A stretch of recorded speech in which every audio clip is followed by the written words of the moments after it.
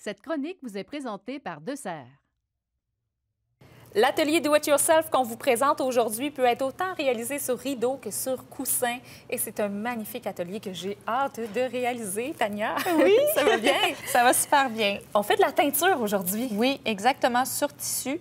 Et en fait, j'ai deux propositions de produits qu'on peut faire avec de la teinture, finalement, avec la peinture que je vends à ma boutique. Finalement, tu sais, la fameuse chalk paint qu'on a, qu'on a travaillé les meubles, par exemple, les finis craquelés dans les autres saisons. Oui. Mais on peut peindre le tissu, on peut teindre, on pourrait même peinturer un sofa si on veut. Avec la même peinture? Avec la chalk paint. On a un bel exemple, le rideau derrière nous. Exactement. Wow. Et oui. Super. Donc, à partir de la peinture, on peut teindre des tissus à base de fibres naturelles. Okay. Donc, que ce soit de la laine, du lin ou du coton, ça répond très, très bien.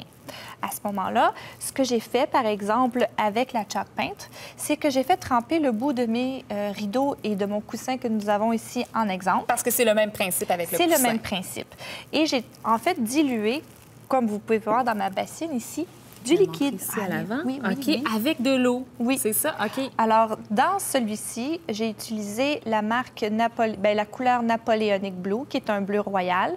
Et j'ai mis, je dirais, 3/4 d'eau pour 1/4 de peinture. OK. Et à ce moment-là, j'ai fait tremper le bout de mon coussin et de mon rideau à l'intérieur de ça. Et ce qui fait que ça donne un dégradé, c'est que le tissu boit. Et ça va en dégrader naturellement comme ça. Et que ça se fait de façon naturelle. Oui. Puis on a même un exemple ici, mais ça, c'est autrement. Finalement, explique-nous comment est-ce que tu as réalisé celui-ci? Donc, celui-ci, ce sont des peintures spécialisées pour les tissus. Et avec ceux-là, qu'est-ce qu'on fait? C'est qu'on peut la diluer avec de l'eau, mais aussi elle est très opaque.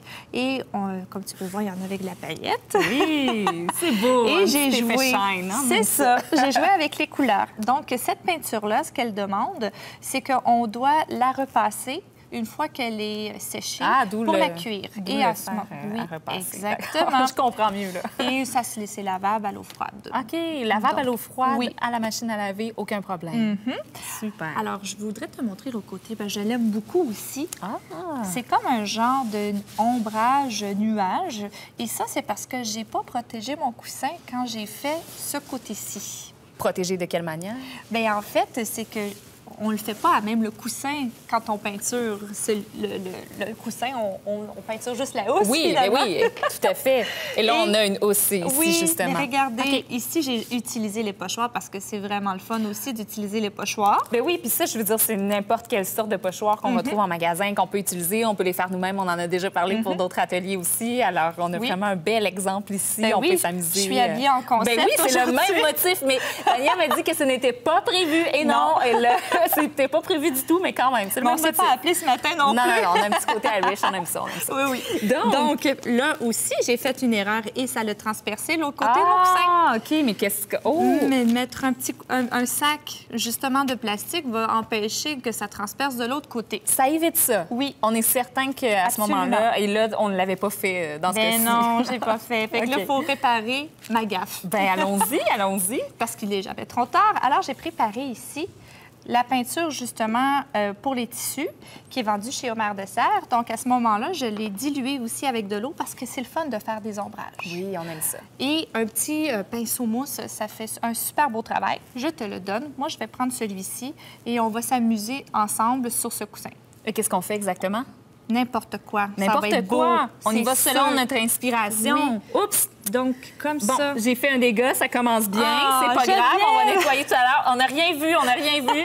Bon, alors, mais l'heure, là, c'est normal, c'est normal. Il faut oser. Oui. Et ensuite de ça, on joue avec l'imagination. OK. Puis on peut même s'entrecroiser les couleurs, là, c'est complémentaire. Oui. J'adore. J'ai voulu faire ça. C'est ça que tu voulais faire, hein? Oui. Est-ce que pour les pochoirs, on aurait pu utiliser les pochoirs de dentelle, par exemple? Non, parce qu'à ce moment-là, les pochoirs de dentelle, quand je l'utilise, c'est pour des peintures en aérosol. Et je ne connais pas de peinture en aérosol pour les tissus. Ah, OK.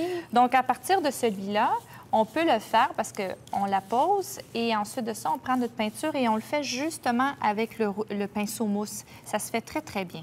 OK, donc je comprends. Donc, la peinture en aérosol sur les tissus, c'est non. Non, bien, c'est ça, je pense pas. Bien, écoute, Tu me connais, je vais essayer.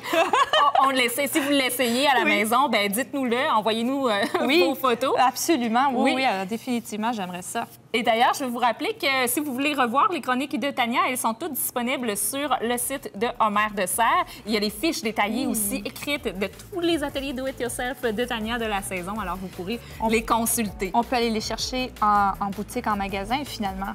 Oui. Elles vont être distribuées. Certainement. Merci beaucoup, Tania. Ça fait plaisir.